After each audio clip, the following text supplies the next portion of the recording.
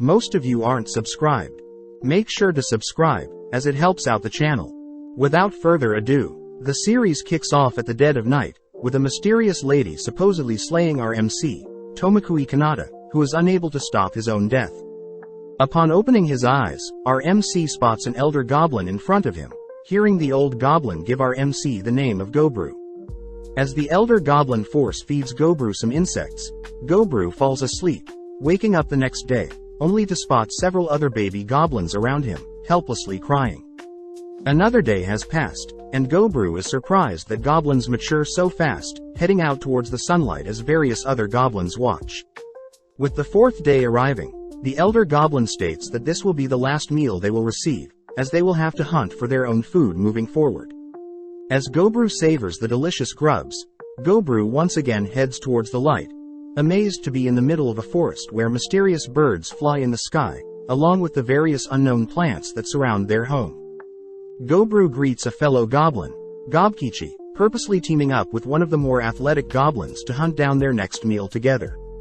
As Gobkichi scares a horned rabbit towards Gobru, Gobru manages to knock out the rabbit, but catches Gobkichi trying to eat without him, disciplining Gobkichi. As Gobru extracts the horn from the rabbit, he suddenly hears a voice in his head, brushing the voice aside, as Gobkichi and Gobru finally feast on the rabbit's flesh. With the fifth day arriving, the duo repeat the hunting process, but Gobru manages to make use of the previous rabbit's horn to slay another rabbit. Once again, Gobru hears a strange voice in his head, but once again brushes it aside, feasting on their prey. Just then, Gobru is notified that he has learnt the skill escape, realizing that he has the skill to absorb the traits of anything he eats, just like how he did in his previous life. As the two continue to hunt more food, Gobru notes how none of his skills carried on from his previous life, but is perfectly fine, as there are plenty of monsters in the forest. On day 6, the other goblins learn of Gobkichi and Gobru's success hunting horned rabbits, with Gobmi in particular revealing that a goblin brethren was slain by a horned rabbit the other day. Seeing as Gobmi is so amazed at Gobru's success hunting, Gobru offers Gobmi to join them hunting the next day, earning him a big hug from Gobmi. Sadly, due to it raining, Gobru postpones their next hunt, heading deeper into their cave's storage room to search for weapons. Upon spotting in particular, Gobru heads back outside beginning to craft a weapon, but reveals that he had seen some captured human women inside a storage room, not wanting to think about their reason for being there. Just then, the elder goblin Gobji approaches, telling Gobru that he'll level up pretty fast, revealing that Gobru can see his level by tapping his head. Apparently Gobji is level 86, adding that upon hitting level 100 a goblin can evolve into a hobgoblin, but utters that goblins normally age too quickly to even reach such a feat, as Gobji himself has only been alive for 20 years. As he leaves, he states that a fellow hobgoblin should be returning from a nearby village soon, creepily grinning at what prey the hobgoblin will bring home. On day 8, Gobmi is seen assisting the hunt by attacking from long range, all whilst Gobru focuses on attacking mid-range prey, only for Gobkichi to deal with any prey at close range. As the trio enjoy their spoils from the hunt, Gobru is notified that he has learnt the skills, Thermography, Venom, Venom Resistance, Search and Evil Eye. Throughout the 9th and 10th day, the trio continued to hunt and feast, but on the 11th, the gang accidentally stumbled into a cave with hundreds of bats. As Gobru orders Gobmi to flee, Gobkichi holds up a shield for Gobru, allowing Gobru to activate his Evil Eye skill, freezing the bats in place, allowing the gang to slay the bats. Gobru acquires Echolocation, Vamp Up and Venephilia, from eating the bats, but at the same time, fellow goblins jealously watch from afar. That night, several goblins wake up in the middle of the night to attack Gobru, but having had his search skill active, Gobru attacks the 6 goblins with his horn, but when Gobmi found out they were attacking Gobru, she mercilessly put the goblins to sleep. On the 13th day, our trio faced an orc, forced to disarm the orc first, only to deal the finishing blow.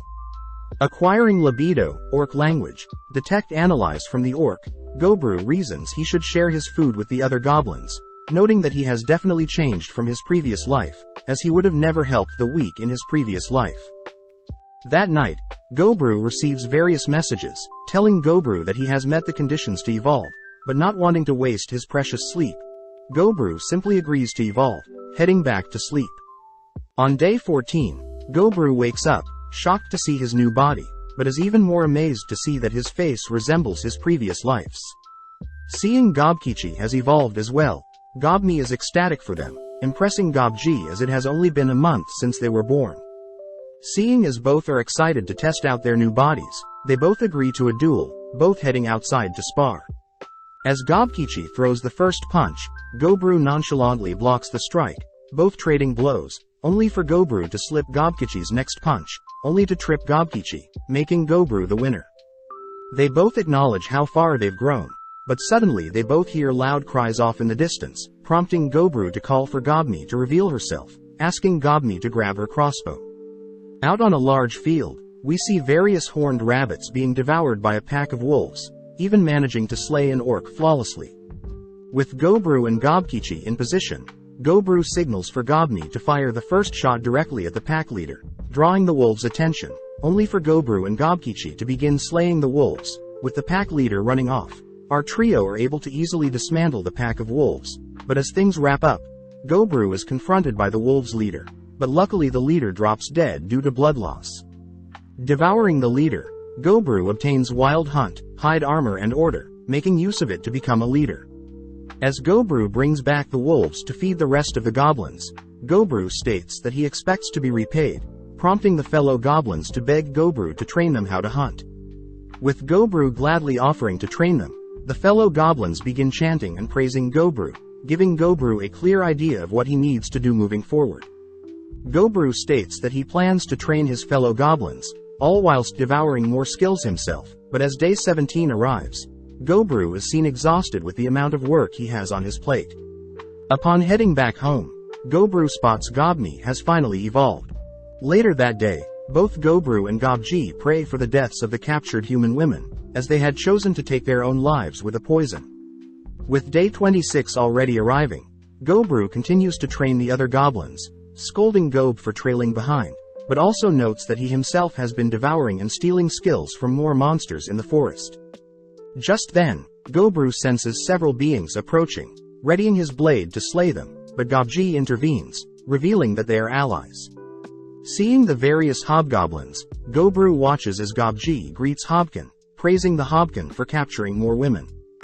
Gobru reveals that goblin DNA can override human DNA, therefore when human and goblins mate, the children birthed will ultimately be a goblin. Unable to stand the sight of the petrified women, Gobru asks if he can take care of the captured women, but Hobkin gets pissed, grabbing Gobru by the collar. Seeing this, both Gobru and Hobkin's armies prepare to fight, but just then Hobzato and Hobsay the mage defuse the situation. As a compromise, Hobzato suggests that Gobru and Hobkin duel for the right to rule, but Gobru is easily able to defeat Hobkin, having used a web skill to restrain Hobkin. With Gobji and the others surprised that Gobru was hiding such a skill, Gobru declares that he'll decide the fate of the human women, secretly telling the girls that he'll take care of the girls and if they behave he'll allow them to return to their village. In exchange for their safety, the women reveal that they were part of a traveling business, but were unfortunately attacked, being the only women that survived, which haunts them still. The next day, Gobru arrives with food, learning that humans can't evolve like goblins and instead obtain special jobs. The short brown hair is an appraiser and a smith. The two blonde sisters are cooks and tailors. The green hair seems to be an alchemist and the red hair seems to be a rookie warrior. Heading back to train his goblin army, Gobru has Hobkin's men train with his army, scolding the cocky goblins for acting all tough, reasoning that they should continue focusing on training before hunting. On day 31, since it was raining, Gobru and Gobkichi put on a show, shocking everyone as they watched the boys move. That night whilst everyone sleeps, Hobkin and his men begin approaching the human women's, but before Hobkin can lay his hands on them, Gobru intervenes, beating and tying the men up. Before Hobkin can spout more of his nonsense, Gobru kicks Hobkin, apologizing to the girls that break down crying. With Gobkichi and some others waking from the commotion, Gobru orders Hobkin and his men to be dragged outside, publicly executing Hobkin and his men's, only to calmly ask if everyone understood the rules. On day 32, Gobru and his party finally begin hunting again, running into a tri-horned horse, which has tough scales. Gobru is forced to tie up the horse, giving them an opening to dismantle and slay the horse. From the horse, Gobru learns the skills: Scaled Drive, Scaled Horse's Cry, Quick Healing, Kick Proficiency, Pierce, Proficiency Up and Triple Thrust, a skill that allows Gobru to deal 3 times the normal damage. That night, Gobru is woken up by the red-haired girl sharing a bed with him, feeling bad as the redhead must have been scared. Surprisingly, on day 33, Gobru awoke with the redhead and Gobni sleeping beside him, rushing out of bed only to learn that Gob had evolved into a hobgoblin, having been carrying his party's gear during hunts. Reviewing his army's progress, Gobkichi is captain of the armored fighters, Gobni Mons the ranged unit, Hobzato handles mobile goblins, Gob leads the rear support and Hobse is the village's lone mage. Seeing as everything at base is running smoothly, Gobru heads deeper into the forest to explore, running into another tri-horned horse. Conjuring a dark magic spell, Gai Durg, Gobru propels the spell at the horse, instantly decapitating it. Shocked at how strong he is, Gobru heads deeper north, spotting a trail of blood, only to remember that Gobji had warned the goblins of a powerful crimson bear that lived north of the forest. Just then the crimson bear appears, sending shivers through Gobru's body, but even though he knows he should run, Gobru gets excited at getting to fight and consume such a monstrous creature.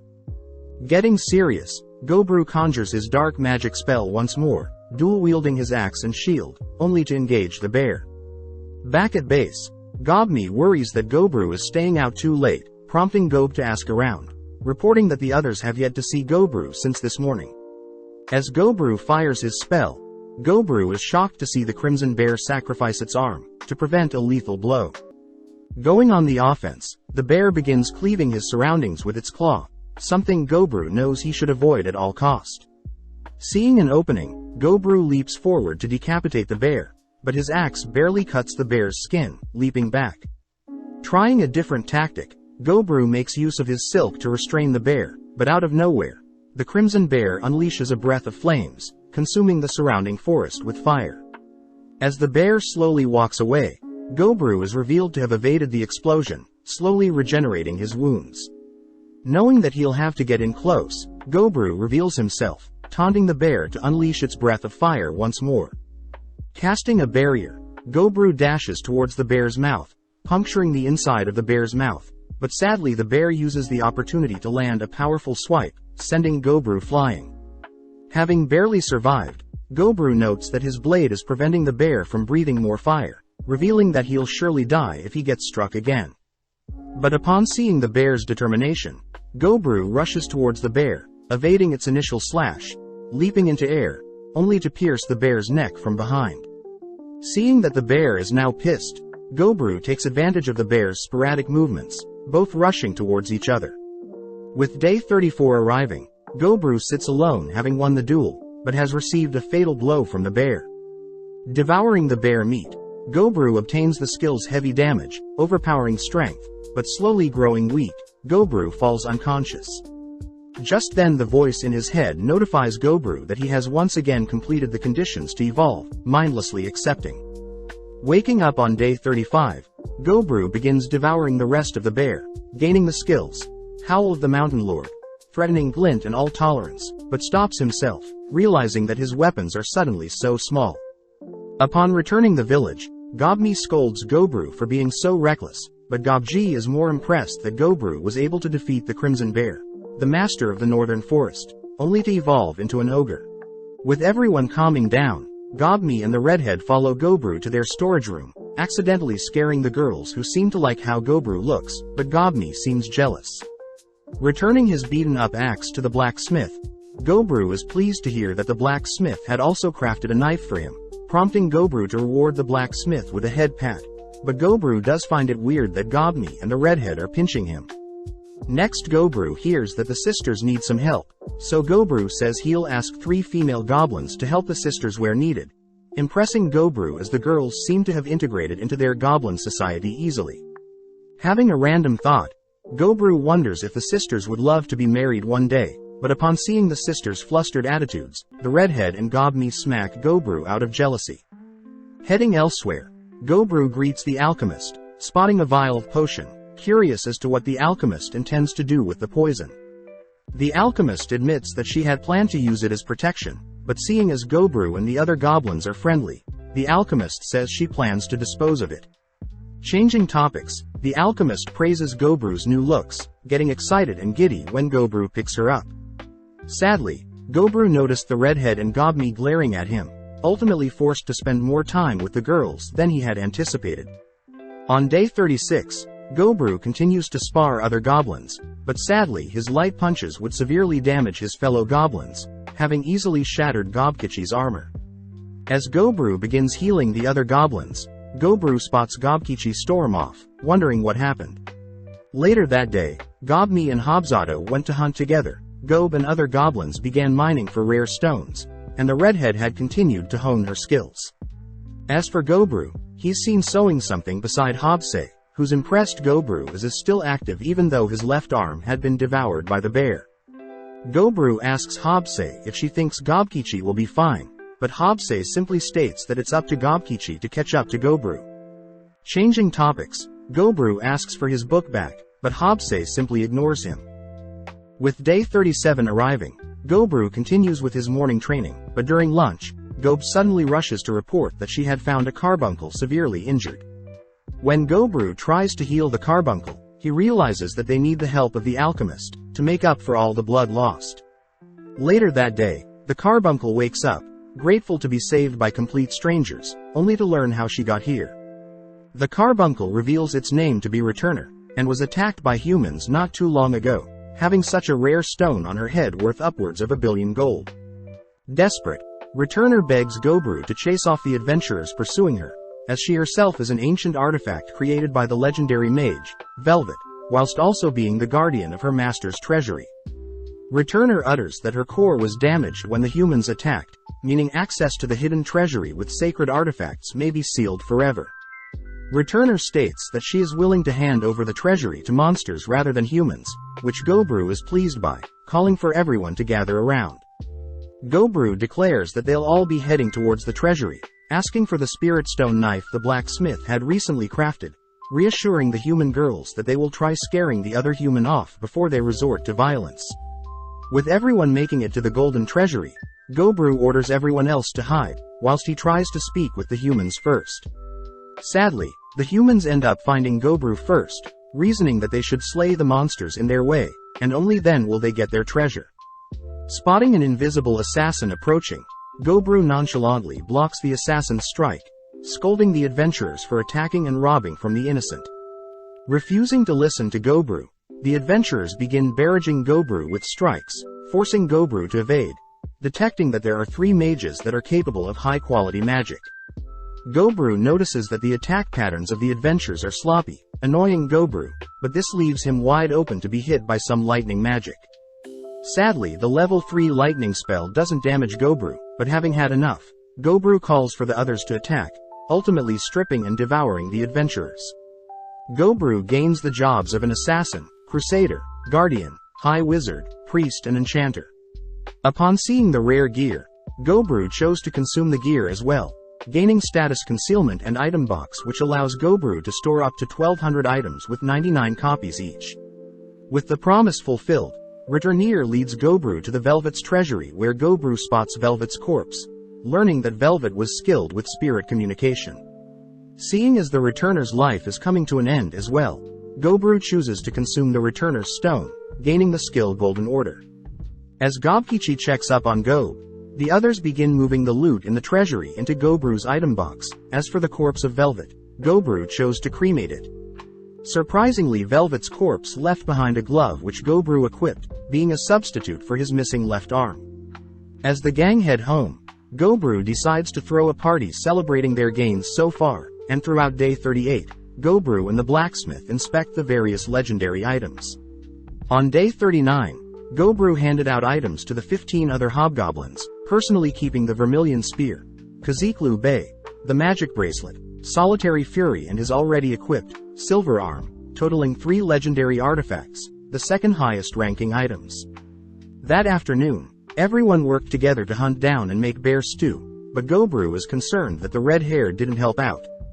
On day 40, Gobru decides to hold a tournament to rank the hobgoblins. On day 41, Gobru set out to slay the golden spider, devouring and learning the skills goldthread and golden spider shell. Next was slaying the red deer with rose quartz antlers, but as Gobru explored the forest, he ran into a massive tree, realizing that the tree is home to dryads that seduce and suck the life force out of male species, something he learnt from Gobji. Just then a dryad appears before him, beginning to press against and seduce Gobi, but seeing as he can't hold back his temptation, Gobru makes use of a skill, indulging in his temptations and satisfying the dryad. Afterwards, Gobru heads to a nearby waterfall to wash off, but runs into lizardmen, slaying and learning the skills aquatic life and lizardmen language. Gobru ended the day with slaying a bull, making use of his left arm. On day 42, Gobru had found out that 2 goblins were capable of magic, assigning Hobsei to teach the goblins, but gets scared seeing how happy Hobsei is. Moving on, Gobru learns enchantment magic from the blacksmith, but wonders why the blacksmith, Gobni and the redhead are all mad at him. Shocked to see that the sisters are trying to poison him, Gobru learns from the alchemist that the girls are jealous, realizing that the dryad had left hickeys on his neck.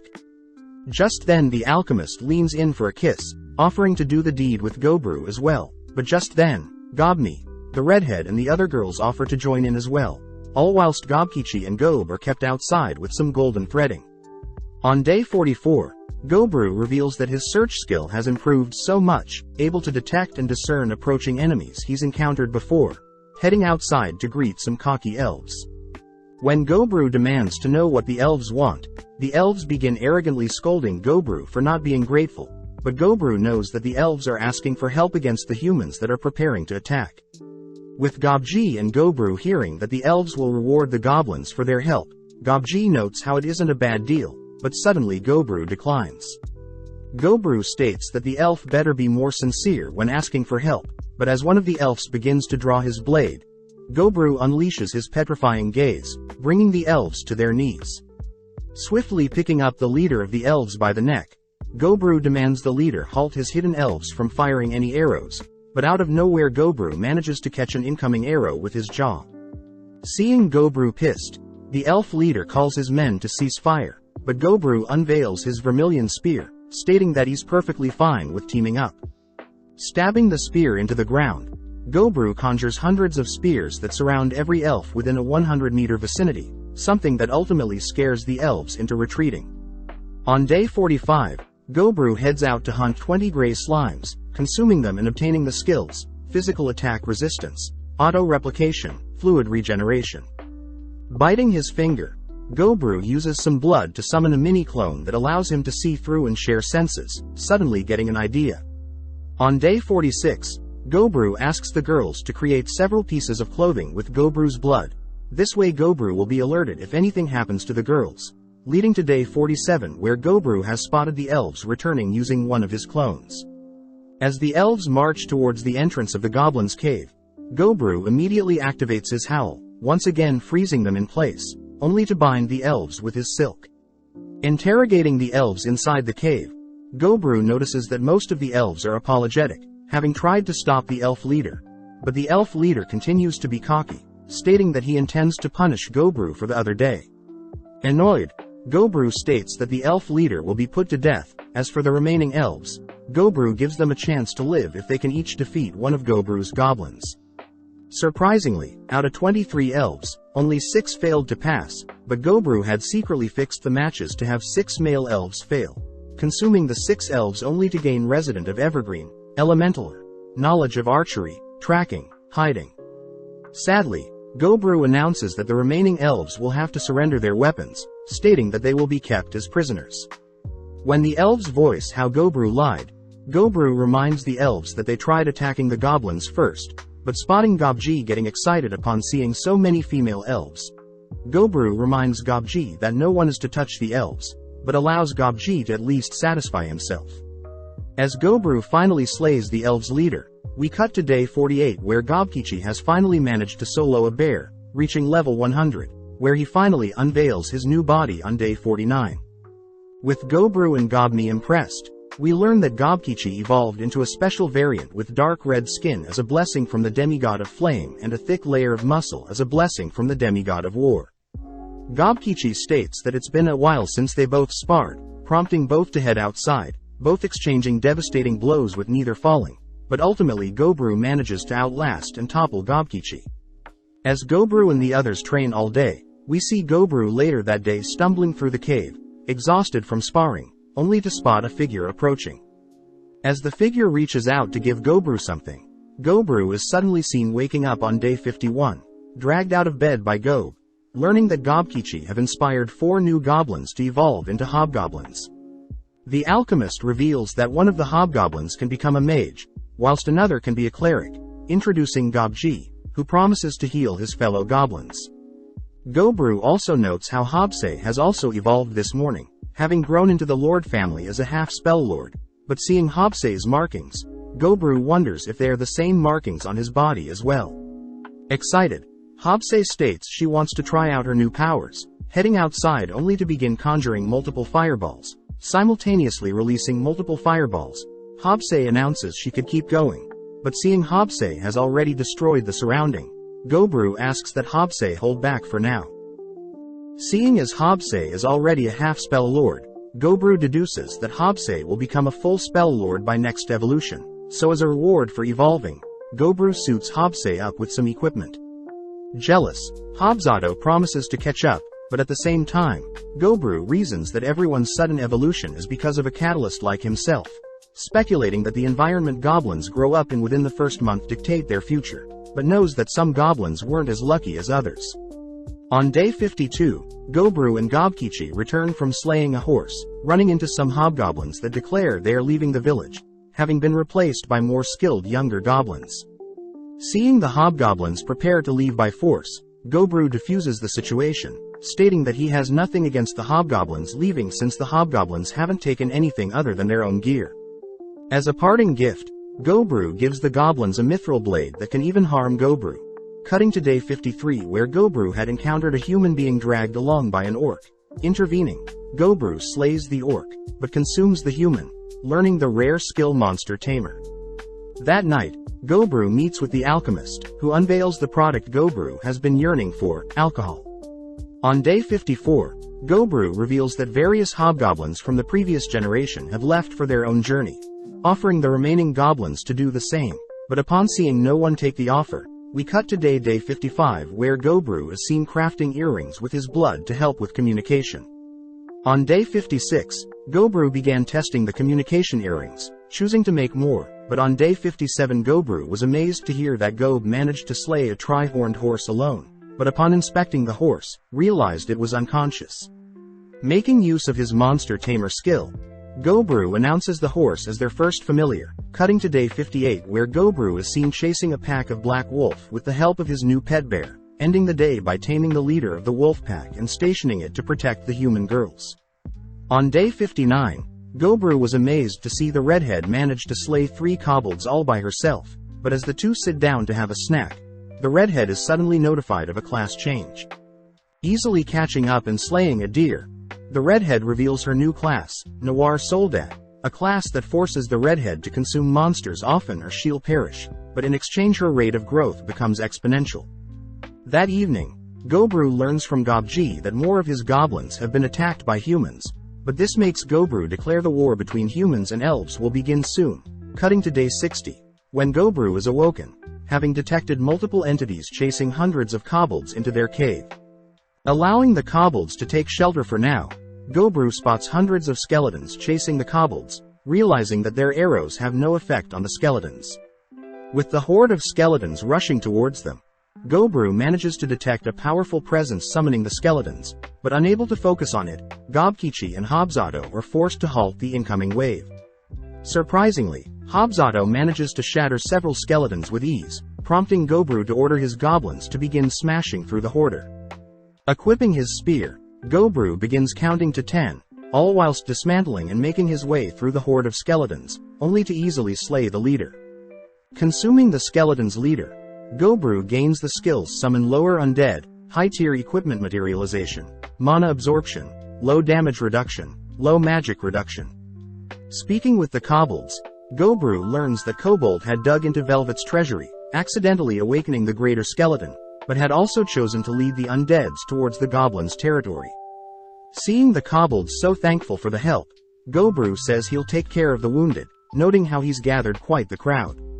With day 61 arriving, Gobru is seen hunting with Gobkichi, only to suddenly spot 12 armed humans dash past them. Upon secretly following them, Gobru learns that the humans plan to kidnap the chief of the elves' daughter as they return from a festival, and that one of the elves had purposely given the humans the information. With 2 hours passing and the sun setting, the elves appear just as the humans had predicted, but the elven daughter catches Gobru's eyes. In an instant the humans barrage the elves with arrows, moving in close to finish off any surviving elves, only to capture an elven daughter. Having seen enough, Gobru reveals himself, easily tying up the humans with his silk, only to apologize to the fallen elves for not acting sooner. On day 62, Gobru interrogates the humans, learning that the humans plan to invade within 20 days. But after consuming the 12 humans, Gobru learns several new striking skills along with more types of resistance. With several hours passing by, the elven daughter finally awakes, demanding to know where she is, but Gobru can't help but notice her wings. When the elven daughter wonders if Gobru will do naughty things with her, Gobru ignores her, instead offering her some tea and explaining the situation. The elven daughter scolds Gobru for sitting by and watching her comrades be slayed, pushing the elf back. Gobru reiterates that they don't plan to fight alongside either the elves or humans. Gobru also reveals that there is a traitor that assisted the humans with attacking the elven daughter, but seeing the elven girl break down crying, Gobru reasons she should rest for now, and he'll send her home tomorrow. That night, Gobji wonders if he can play with the elf, but Gobru refuses to allow such things. On day 63, Gobru, Gobkichi and the elf begin heading towards her elven village, wondering why the elf has wings, only to learn that higher elves normally hide said wings in their body. Apparently when normal elves level up they sprout wings to fly, but not being used to her wings, the elf can't control her wings yet. With several hours passing by, the gang finally reaches the elves' village, but immediately Gobru sends 25 elves in the trees, all preparing to fire. Intervening, the elven girl cries for everyone to pause, instead taking Gobru and Gobkichi to meet her father, the chief of the village, who is grateful to Gobru for saving her daughter's life. Gobru clears up the situation, stating that he didn't save the chief's daughter expecting anything, but the chief still insists that he reward Gobru. Taking out a special item, the chief unveils the Failknot, an ancient class item that has been passed down their family for years. Seeing the chief genuinely grateful for Gobru saving his daughter's life, Gobru states that he's willing to give the chief some information on the humans, ultimately leading to Gobru befriending the chief, as the chief gifted Gobru with several mithril items in exchange for spirit stone knives and magical items. As Gobru prepares to leave, the chief asks if Gobru had seen their army of 20 that left their village not too long ago, but not wanting to sour their new relationship, Gobru lies, saying he hasn't encountered any elves. As a final parting gift, the chief gives Gobru some of their elven medicine and liquor, something Gobru is very grateful for, savoring the delectable taste for the liquor that night. On day 64, Gobru wakes up, asking for Gobni to wake up as well, but is surprised to see Gobni has evolved into a Dhampir variant, along with 8 other goblins evolving into hobgoblins. Gobru instructs Gobni to keep her glasses on, having received a blessing from the god of ice along with evil eyes that can charm anyone she glares at. Gobru notes how her ice affinity offsets her weakness to sunlight as a vampire, but seeing her new form, Gobru can't help but feel she reminds him of someone. On top of things, Gob had evolved into a half-earth lord, able to now mine through bedrock, fortify her body and has lighting magic for detecting gems. Hobzato also reveals her new half-blood lord evolution, able to manipulate and use her blood as weapons, but as Gobru observes the girls, Gobru notices that they all have acquired tattoos, wondering if the tattoos mean anything. Needing new names, Gobji renames Hobse to Spelse, Gobmi to Dami, Hobzato to Bloodsato, Gob to Earth, Gobkichi to Ogrekichi, Gobji to Hobji, and Gobru is now Ogru. Having established a ranking for everyone's race, Ogru knows that once the human and elf war starts, the elves will surely seek their help, therefore Ogru plans to prepare everyone for combat. Upon giving the kobolds earring devices, Ogru gets annoyed at the female elves for being so reserved, choosing to infuse them with more confidence first. As Ogru begins training the elves and kobolds, Ogru chooses to summon undeads to help with sparring, choosing to equip the skeletons with more heavy-duty armor. As the elves begin to integrate to the goblins' way of life, we cut to day 65. Ogru figures out he can summon regular skeletons, zombies and undeads. Ogru also confirms he can't devour and steal the skills of Ghost, and that the undeads easily burn up in sunlight, but as their population expands over 100, Ogru wonders how he can get the kobolds to grow faster. As Ogru worriedly watch Gobfu devour the flesh of undeads, we cut to day 66, where Ogru and several others are visiting the caves where the kobolds reside. As the kobolds gather their stuff, Earth takes over, sealing the kobolds' homes for good, only for Ogru to order the kobolds to begin hunting down wolves, in order to tame more familiars. Surprisingly, the kobolds manage to tame 20 new wolves, but sadly no pack leader. As the gang return home, Earth runs into a stamp boar, excitedly charging at it, but Earth accidentally beats the boar to a pulp. That night, the blacksmith unveils Ogru's newly modified axe, having infused it with all 4 elemental spirit stones. As Gobru rewards the blacksmith that night, we cut to day 67 where Ogru has assigned the kobolds to continue hunting, only to have a private chat with Ogrekichi, not surprised that Ogrekichi has feelings for Earth. Ogrekichi admits that he can't hold back anymore, asking Ogru for advice, but Ogru simply orders Ogrekichi to confess his feelings tonight. With the full moon in the night sky, Ogrekichi finally musters up the courage to confess his feelings for Earth, who surprisingly accepts Ogrekichi's confession, both embracing. On day 68, Ogru is surprised at how fast Ogrekichi is, happy that Ogrekichi's confession went well, but Ogru secretly reveals that he had Dami help smooth things out for Ogrekichi to confess. Upon confirming that Earth is okay from last night with Ogrekichi, Ogru had Ogrekichi spar with one of his undead summons, only for Ogru and the gang to head out to slay stronger monsters. Upon consuming the monsters, Ogru tries out his new exoskeleton skill, suddenly encasing himself in some tough armor, something that can easily block incoming strikes. Seeing as the armor is too fancy, Ogru unequips it, but also takes the chance to try out his new flight ability, sprouting wings. Finishing off the day with some stamp boar soup, we cut to day 69 where Ogru starts the day by sparring with the redhead, happy that she's making progress. Next Ogru visits the blacksmith, happy to see the elves, Kuru and Uru, are enjoying working for the blacksmith. With the blacksmith and elves working together, they manage to craft a superior crossbow, but that evening, Ogru visits the sisters, learning that they obtained the class, head cook. As Ogru finishes up having the sisters recreate meals from his past life, Ogru visits the alchemist, amazed that the alchemist has produced nails from black skeleton bones that freeze enemies that are struck. As the alchemist makes her advances on Ogru, the other girls join in, leading to day 70, where the elves are visiting to report some news to Ogru. Thanks to the earrings, the elves Ogru captured are disguised as dark elves, but Ogru learns that the humans are finally making their move, as the elf representative proposes an agreement, asking Ogru to slay all the humans. Ogru gladly accepts, handing the elf a device that'll allow Ogru to communicate with the chief.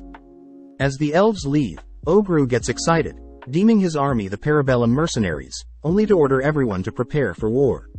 On day 71, Ogru and his Parabellum mercenaries begin heading out, revealing that they've gathered 36 members, but with Spelsay's help, they've managed to expand to 73 members with the help of familiars.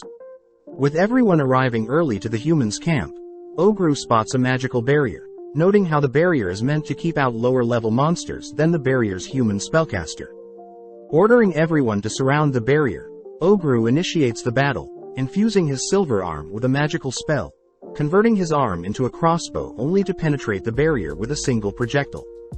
Following up, Earth created earth walls only for Hobsay and Dami to shoot fire and ice spells, all whilst Ogru summoned his hoarder of skeletons whilst firing several more rounds from his arm.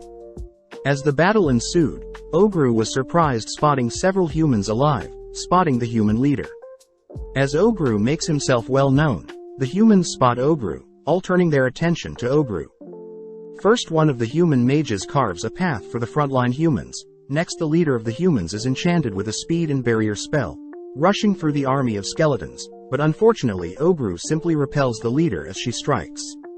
As Ogru compliments the leader's fire spirit, the leader simply demands Ogru to defeat her before acting so close, but seeing as it's an interesting proposal, Ogru gets off his familiar, ordering his army to slay everyone but the Lady Knight, the sorcerer, the priestess and the flame swordsman. As the leader charges up a powerful strike, Ogru sadly reports that his army is simply too overwhelming, spotting Ogrekichi nonchalantly carving through the humans. Dami enchant and have the humans turn on each other with her charming eye. Bloodsato use the blood of the humans to collect more souls and Earth manhandle the remaining humans. Back with Ogru, the Lady Knight managed to reach him with her ignited blade, but sadly her blade is unable to pierce his thick skin. Out of nowhere a dragon spell is casted, with the caster asking for their leader to run. Sadly, since the Lady Knight refuses to flee, the caster is forced to release the level 5 dragon spell onto both the leader and Ogru. Not wanting the Lady Knight to die, Ogru flips the leader around, turning his back to block the spell, only to cast 3 simultaneous barriers, along with a vacuum and water projectiles, completely neutralize the powerful dragon spell. With Ogru's army suffering no casualties, Ogru obtains many skills from the corpses, only to cut to later that day where the elven leader is visiting to celebrate and thank Ogru for protecting them against the humans. As everyone celebrates, Ogru sneaks off to check on the humans, spotting the 2 human women writhing in pain, finally giving in and embracing Ogru as they cry for help.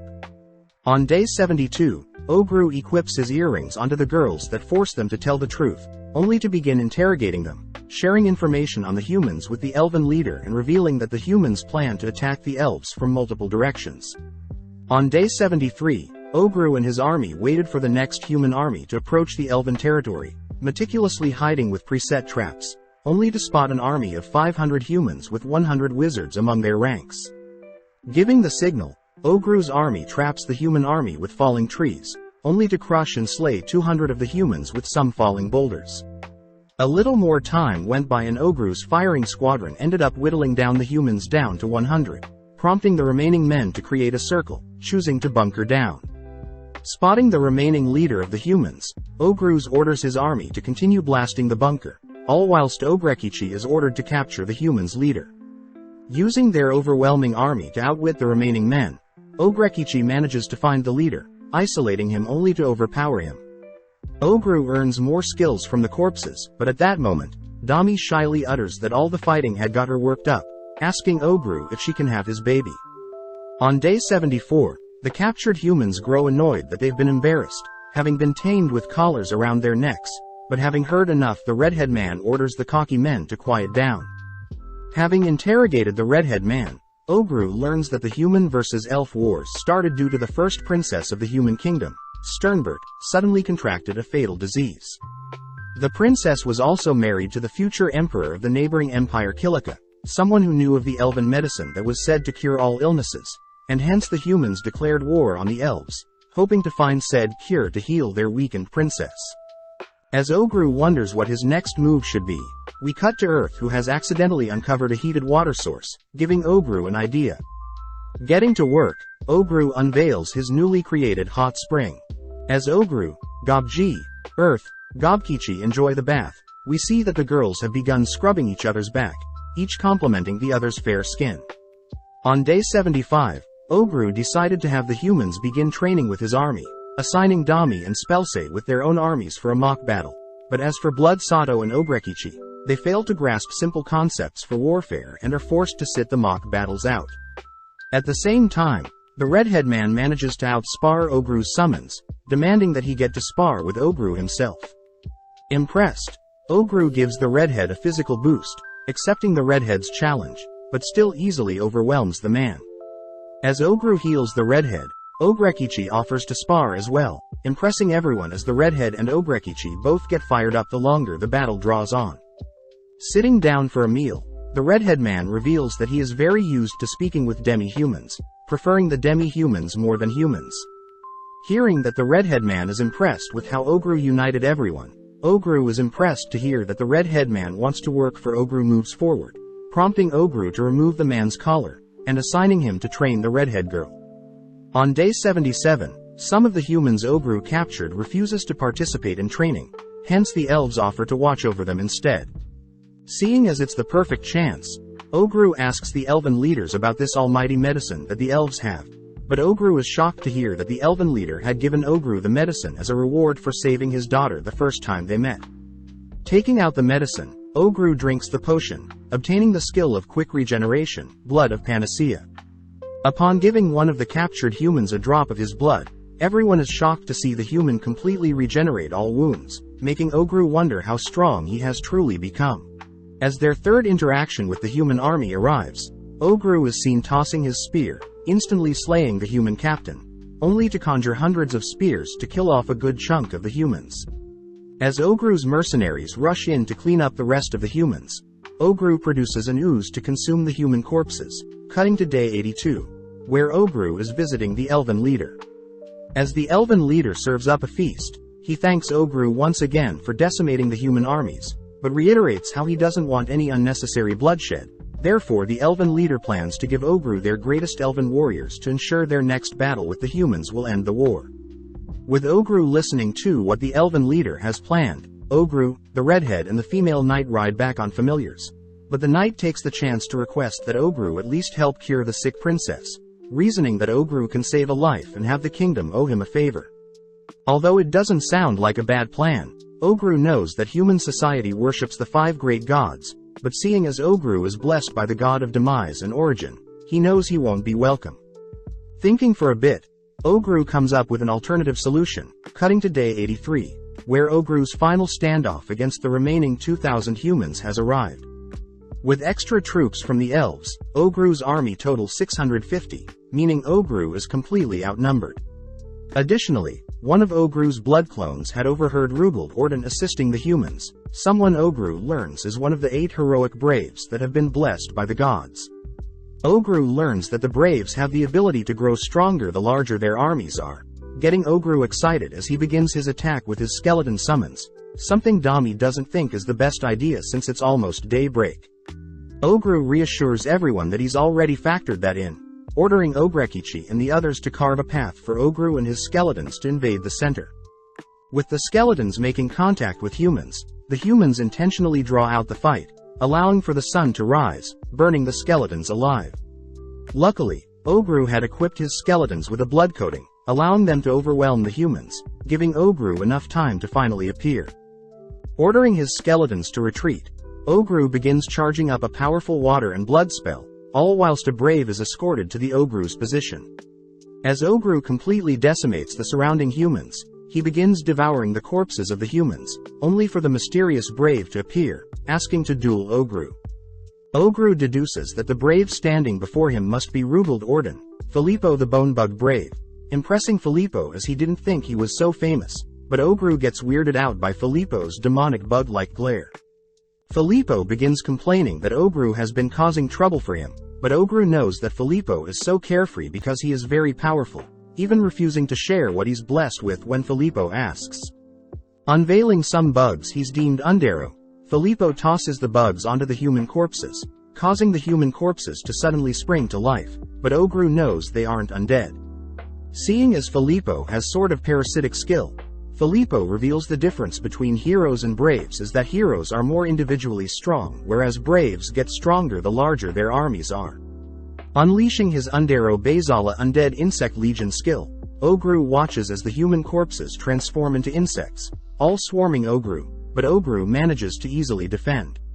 Impressed, Filippo chooses to take control of the bugs, but Ogru still manages to defend, forcing Filippo to unveil his giant centipede, Altilm, that catches Ogru off guard.